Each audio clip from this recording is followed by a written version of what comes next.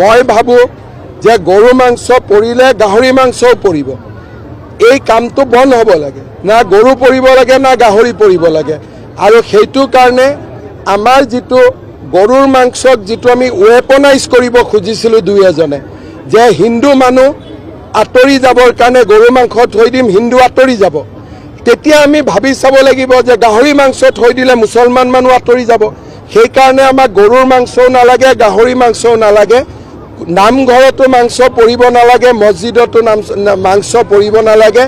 অসমখন শান্তি আৰু প্ৰগতিৰ এটা মহাস্থান হৈ থাকিব লাগে। তাৰো আন্দোলন কৰিব।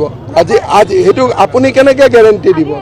কোনেও কৰিব নোৱাৰে। এটা দুটা পৰক আন্দোলন হ'ব, নপৰিলেও আন্দোলন হ'ব।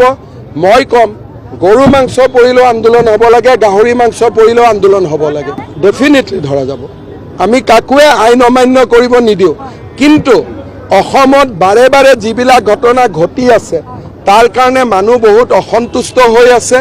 সেইকাৰণে মই ভাবোঁ যে কোনো পক্ষই আইন হাতত ল'ব নালাগে। মই ভাবোঁ যে গৰু মাংস পৰিলে গাহৰি মাংসও পৰিব। এই কামটো বন্ধ হ'ব লাগে। না গৰু পৰিব লাগে না গাহৰি পৰিব লাগে। আৰু সেইটো কাৰণে আমাৰ যিটো গৰুৰ মাংসক যিটো আমি ৱেপনাইজ কৰিব খুজিছিলোঁ দুই এজনে, যে হিন্দু মানুহ আঁতৰি যাবৰ কাৰণে গৰু মাংস থৈ দিম, হিন্দু আঁতৰি যাব।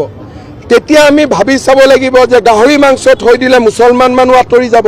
সেইকাৰণে আমাক গৰুৰ মাংসও নালাগে, গাহৰি মাংসও নালাগে, নামঘৰতো মাংস পৰিব নালাগে, মছজিদতো মাংস পৰিব নালাগে। অসমখন শান্তি আৰু প্ৰগতিৰ এটা মহাস্থান হৈ থাকিব লাগে। তাৰো আন্দোলন কৰিব। আজি সেইটো আপুনি কেনেকৈ গেৰেণ্টি দিব? কোনেও কৰিব নোৱাৰে। এটা দুটা পৰক আন্দোলন হ'ব, নপৰিলেও আন্দোলন হ'ব। মই ক'ম গৰু মাংস পৰিলেও আন্দোলন হ'ব লাগে, গাহৰি মাংস পৰিলেও আন্দোলন হ'ব লাগে। ডেফিনেটলি ধৰা যাব। আমি কাকোৱে আইন অমান্য কৰিব নিদিওঁ। কিন্তু